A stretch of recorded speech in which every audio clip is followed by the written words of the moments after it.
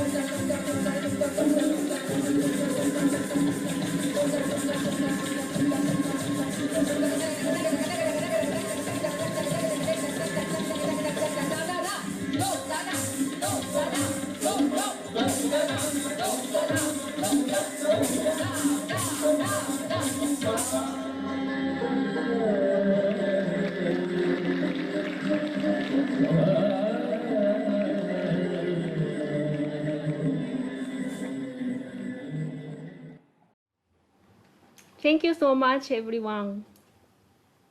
What a lovely dance performance by Miss Hiroko. Thank you very much. どうもありがとうございました。ありがとうございました。とても楽しかったです。よかったです。